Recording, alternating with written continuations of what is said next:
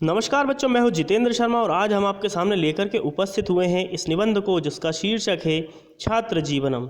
बच्चों, आप सभी छात्र हैं, मैं भी छात्र हूं, क्योंकि मैं आज भी यही मानता हूं अपने जीवन में कि प्रत्येक व्यक्ति जन्म से लेकर मृत्यु तक कुछ ना कुछ सीखता रहता है, इसलिए उसका छात्र होना अत्यंत आवश्यक है। तो छात्र का जो वास्तविक जीवन होता है वह किस प्रकार का होता है, वह आज हम इस विषय में, इस निबंध में आपके सामने पढ़ने जा रहे हैं। छात्र क्या होता है, छात्र किस प्रकार से उसकी दिनचर्या को व्यतीत करता है, कितना आहार लेता है, वह सब सारी बातें इस निबंध के माध्यम से आपको बहुत ही अच्छे से स्पष्ट हो जाएगी। मैं हूं जितेंद्र शर्मा। आपको यह चैनल पसंद आए तो इसको लाइक कीजिएगा, सब्सक्राइब कीजिए और अपने दोस्तों तक पहुंचाते रहिए। हम पढ़ने जा रहे हैं छात्र जीवन के इस निबंध को। छात्र जीवनम एव मानव जीवनस्य प्रभात वेला आधारशिला च वर्तते। कि छात्र जीवन में जब बच्चा छात्र होता है या वह छात्र की अवस्था में होता है, जब वह अध्ययन कर रहा होता है, तो छात्र जीवन में और मानव जीवन में भी जो छात्र के जीवन की और जो मानव के जीवन की जो प्रभात वेला होती है, अर्थात सुबह का समय होता है, आधारशिला होता है। जिस प्रकार से बच्चों हम बात करते हैं कि किसी भी मकान को जब हम बनाते हैं तो उसके जो ठोस, उसकी जो फाउंडेशन होता है, उसकी जो धरातल के अंदर की जो स्थिति होती है, जो उसकी आधार होती है, नींव होती है, वह बहुत ही महत्वपूर्ण होती है। उसी प्रकार से छात्र के जीवन में भी जो प्रभात बेला होती है, अर्थात सुबह का समय होता है, वह बहुत ही आधारशिला या महत्वपूर्ण होता है। समस्त जीवनस्य विकासाय ह्रासस्य वा कारणम एतत् जीवनम एव अस्ति।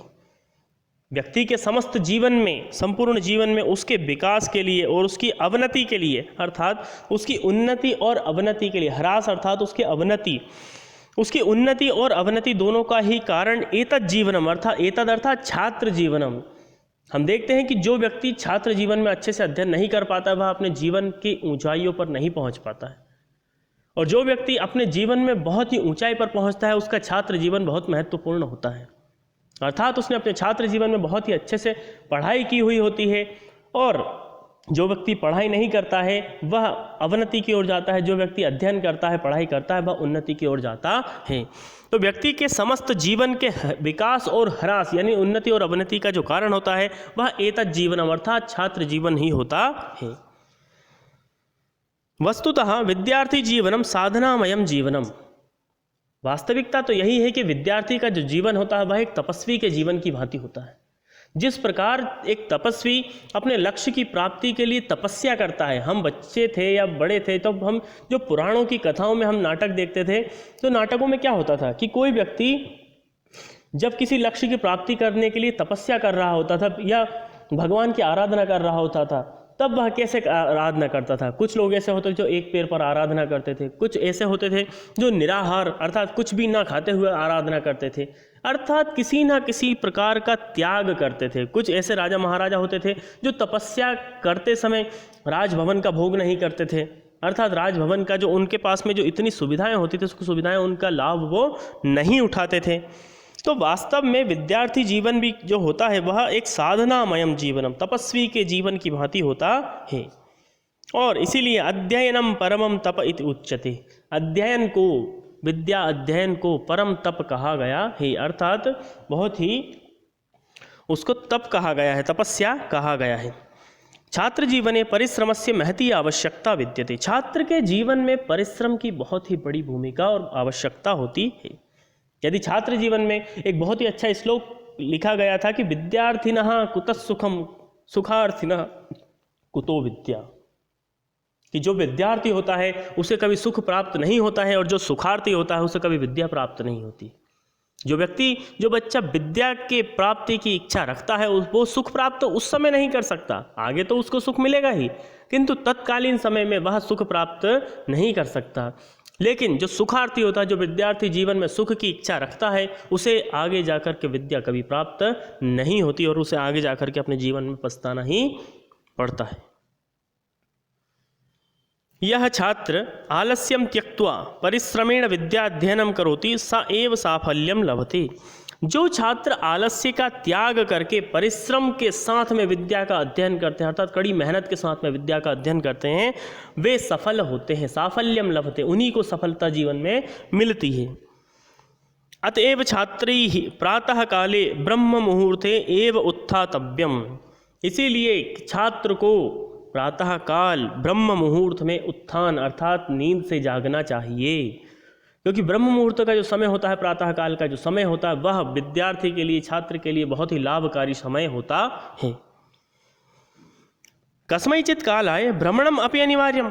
किंतु ऐसा नहीं कि छात्र है तो सिर्फ और पढ़ाई पर ही ध्यान दें, क्योंकि स्वामी विवेकानंद जी ने कहा कि स्वस्थ शरीर में ही स्वस्थ मन का निवास होता है। यदि छात्र का शरीर ही स्वस्थ नहीं होगा तो उसका मन कैसे स्वस्थ हो सकता है। हम देखते हैं कि किसी भी व्यक्ति को जब सिर दर्द हो रहा हो, पैर दर्द हो रहा हो, तो किसी भी कार्य में उसका मन नहीं लगता है, क्योंकि स्वस्थ शरीर में ही स्वस्थ मन का निवास होता है। ऐसा अनेक विद्वानों ने, महर्षि पाणिनि और महर्षि स्वामी विवेकानंद जी जैसे विद्वान लोगों ने इस बात को स्वीकारा है और अपने परामर्शों में, उपदेशों में बार बार कहा है। इसलिए विद्यार्थी को कुछ समय के लिए भ्रमण भी करना चाहिए। ततः उसके बाद क्या करना चाहिए? प्रतिनिवृत्य स्नान संध्योपासनादिकम विधाय अध्ययनम कर्तव्यम। सुबह उठने के बाद थोड़ी देर भ्रमण करना चाहिए। भ्रमण करने के बाद में प्रतिनिवृत्ति अर्थात जो नित्य कर्म होते हैं, सोच इत्यादि, जैसे स्नान इत्यादि करना, इन सारी चीज़ों से उसको निवृत्ति होकर के संध्या उपासना आदि करना चाहिए। भगवान का संध्या उपासना उसको करना चाहिए। इन सब को करने के बाद में अध्ययनम कर्तव्यम, इन सब के करने के बाद, इतने कर्मों को करने के बाद उसे अध्ययन करना चाहिए। तदनंतरम च लघु सात्विकम भोजनम दुग्धम च गृहीत्वा विद्यालयम गंतव्यम। अध्ययन करने के बाद में सुबह का समय रहता, नाश्ते का समय रहता, क्योंकि खाली पेट भजन नहीं होते। भजन भी हम अध्ययन को ही जोड़ सकते हैं। तो व्यक्ति खाली पेट कभी भी भोजन, भजन इत्यादि नहीं कर सकता है, इसलिए उसको लघु सात्विक भोजन भी करना चाहिए। लघु अर्थात कम भोजन करना चाहिए। विद्यार्थी के जब हम लक्षण पढ़ते हैं तो हमें बताया जाता है कि काकचेष्टा वको ध्यानम श्वान निद्रा तथैव च अल्पाहारी गृहत्यागी विद्यार्थी पंचलक्षणम, कि विद्यार्थी के अंदर कौवे की तरह चेष्टा होनी चाहिए, बगुले की तरह ध्यान होना चाहिए, श्वान की तरह निद्रा होनी चाहिए और अल्पाहारी तथा गृहत्यागी होना चाहिए। तो लघु सात्विकम भोजन अर्थात उसको अल्पाहारी, अल्प आहार के साथ में भोजन ग्रहण करना चाहिए। फिर तत्र गत्वा विद्यालय जाना चाहिए। विद्यालय जाने के बाद में तत्र गत्वा गुरुन् नत्वा अध्ययनम कर्तव्यम। इसके बाद में हमें गुरु को नमन करना चाहिए, क्योंकि गुरु के बिना हम किसी भी प्रकार के ज्ञान को ग्रहण करने में सक्षम नहीं हो सकते। जो व्यक्ति पुस्तक से पढ़ता है वह उतना ज्ञान प्राप्त नहीं कर सकता जो कि जितना उसको गुरु से मिल सकता है। गुरु के मुख से सुनने से ही उसके इंद्रियां जो होती हैं, जो शिथिल भी हो चुकी हों, वह भी कार्य करने लगती है। इतना गुरु की शक्ति में, उसकी वाणी में ओज होता है, इतनी क्षमता होती है।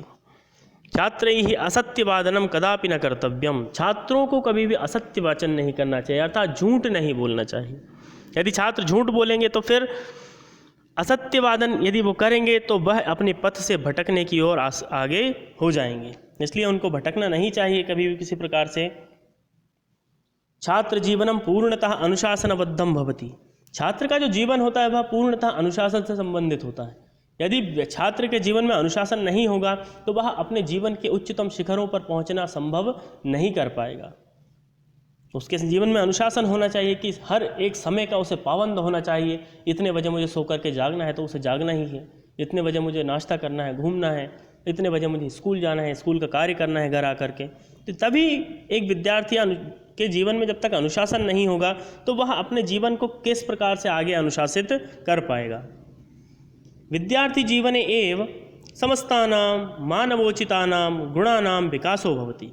विद्यार्थी के जीवन में समस्त मानवोचित गुणों का विकास होता है। एक व्यक्ति जो कि समाज में आगे बढ़ता है तो उस समाज का जो विकास होता है, उस व्यक्ति के दिमाग में, उस बच्चे के दिमाग में जो विकास होता है वह सबसे ज़्यादा विकास विद्यार्थी जीवन में ही होता है।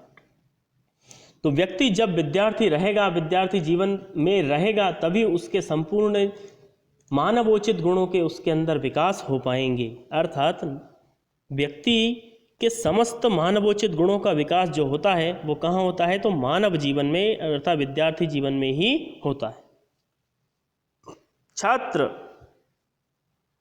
छात्र एव राष्ट्रस्य अनुपमा निधि अस्ति। छात्र ही हमारे राष्ट्र की अनुपम निधि है, अर्थात खजाना है।